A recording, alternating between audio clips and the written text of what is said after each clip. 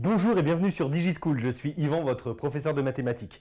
Ensemble, aujourd'hui, nous allons aborder la notion de limite de fonction et plus précisément, nous allons étudier les limites finies en l'infini.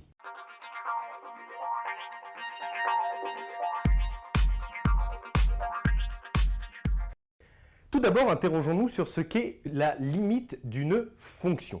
Une fonction, vous savez bien ce que c'est depuis bien longtemps, c'est tout simplement un outil mathématique qui a un nombre fait correspondre à un autre nombre.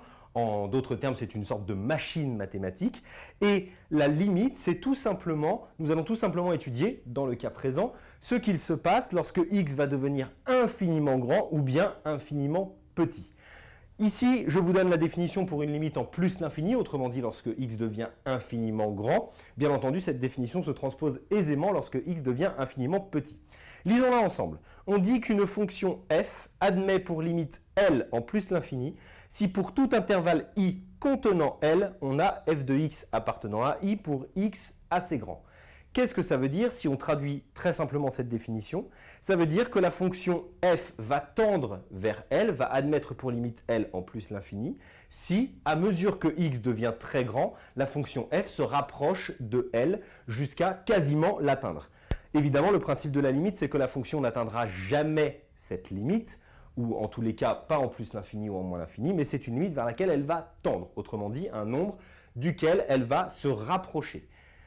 Plus x sera grand, plus ma fonction tendra vers la fonction L. La notation est la suivante. La limite lorsque x tend vers plus l'infini de f de x est égale à L. Voilà la notation que vous devez absolument maîtriser et savoir utiliser. Évidemment, on peut transposer cette définition quand x tend vers moins l'infini. Autrement dit, lorsque x va devenir infiniment petit, la fonction f va se rapprocher, encore une fois, d'une limite L qui est un nombre réel que nous devons calculer. C'est là tout l'objet de ce chapitre sur les limites. Prenons quelques exemples. Regardons par exemple la limite de la fonction 1 sur x, autrement dit la fonction inverse, lorsque x tend vers plus l'infini. On se rend bien compte, si on réfléchit un tout petit peu, que lorsqu'on divise 1 par un nombre qui va devenir infiniment grand, on va tendre vers un résultat qui va être proche de 0. Plus le nombre va être grand, plus mon résultat de 1 divisé par ce nombre va tendre vers 0. Autrement dit, la limite de 1 sur x quand x tend vers plus l'infini est égale à 0. On peut se poser la même question lorsque x tend vers moins l'infini. Autrement dit, x va être négatif mais infiniment grand du côté des négatifs, autrement dit infiniment petit. La limite de 1 sur x lorsque x tend vers moins l'infini, c'est la même chose. Si vous divisez par un nombre très grand mais négatif, ça va également tendre vers 0. Donc la limite de 1 sur x quand x tend vers moins l'infini est égale à 0. Maintenant, si on regarde d'un petit peu plus près un autre type de fonction, la limite quand x tend vers plus l'infini de 1 moins 1 sur x, il suffit de regarder ce qui s'est passé au-dessus. 1 sur x, on sait que ça va tendre vers 0. Donc 1 moins quelque chose qui tend vers 0, ça va tendre tout simplement vers 1. Et donc, même principe. Lorsque x tend vers moins l'infini, on a encore une fois la même chose. 1 sur x va tendre vers 0. 1 moins quelque chose qui tend vers 0, ça tend encore une fois vers 1. Donc la question qu'il faut se poser, c'est tout simplement que se passe-t-il lorsque x va devenir très grand? De quel nombre ma fonction va-t-elle se rapprocher au fur et à mesure? Maintenant, abordons la notion d'asymptote horizontale. Lorsque l'on a une limite finie en l'infini, autrement dit lorsque la fonction tend vers un nombre réel fini, lorsque x tend vers plus ou moins l'infini, lorsque nous avons la limite de f de x quand x tend vers plus l'infini qui est égale à L, on peut dire que la droite d'équation y égale L est asymptote horizontale à la courbe. Qu'est-ce que ça veut dire? Une asymptote horizontale, c'est tout simplement une droite horizontale de laquelle la courbe de ma fonction va se rapprocher ici en plus l'infini, mais ça pourrait être également en moins l'infini. Autrement dit, plus, ici, si je prends une limite en plus l'infini, plus ma courbe va avancer vers les x positifs, plus elle va se rapprocher de cette droite horizontale. Reprenons notre exemple précédent, f de x égale 1 moins 1 sur x. Nous avons vu que la limite en plus ou en moins l'infini était égale à 1.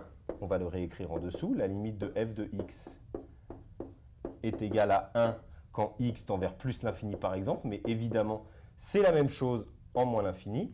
D'après la définition que nous avons au-dessus, nous pouvons dire que la droite d'équation y égale 1 est asymptote horizontale à la courbe. Y égale 1, c'est tout simplement la droite qui va passer par le point d'ordonnée 1 et qui va être horizontale. Si on regarde ce que ça donne sur un dessin, tout simplement, nous avons ici la courbe de ma fonction 1 moins 1 sur x. Ici, nous avons tracé en rouge l'asymptote horizontale et on se rend compte qu'au fur et à mesure que x va tendre vers plus l'infini, ma courbe se rapproche de l'asymptote. D'accord? Elle va se rapprocher d'autant plus que x va être grand. Même chose, la limite en moins l'infini, nous l'avons vu dans la diapo précédente, c'est également 1. Autrement dit, ma fonction va se rapprocher de la droite d'équation y égale 1, ce que l'on appelle donc une asymptote horizontale. Maintenant, toute la question, vous le voyez bien, ici la courbe est au-dessus, ici la courbe est en dessous, il va falloir réussir à déterminer quand est-ce que cette courbe est au-dessus, quand est-ce qu'elle est en dessous. C'est l'objet de la diapo suivante. Autrement dit, nous allons étudier la position de la courbe par rapport à son asymptote. Alors tout simplement, pour ça, il suffit d'étudier le signe de l'expression f de x moins L. Autrement dit, f de x moins sa limite en plus ou moins l'infini. Si cette expression est positive, alors la courbe sera au-dessus de l'asymptote. Au contraire, si cette expression est négative, alors la courbe sera en dessous de l'asymptote. Reprenons encore une fois notre exemple précédent. F de x égale 1 moins 1 sur x, nous avons vu que la limite en plus ou moins l'infini était 1. Donc nous allons étudier f de x moins 1. Autrement dit, 1 moins 1 sur x, ça c'est mon f de x, auquel je retranche 1. 1 moins 1, ça va faire 0. Ça reste égal à moins 1 sur x. Lorsque x va être négatif, le résultat de 1 sur x va être négatif également. Donc ça, ce sera moins un nombre négatif, autrement dit un nombre positif. Donc la courbe est au-dessus de l'asymptote lorsque x est négatif. C'est bien ce qu'on retrouve ici. Et lorsque x est positif, 1 sur x est positif, moins 1 sur x est donc négatif. La courbe se retrouve donc en dessous pour les x positifs. Cette vidéo est maintenant terminée. Je vous invite à visionner les autres vidéos d'études des limites de fonctions. Et moi, je vous dis à bientôt sur DigiSchool.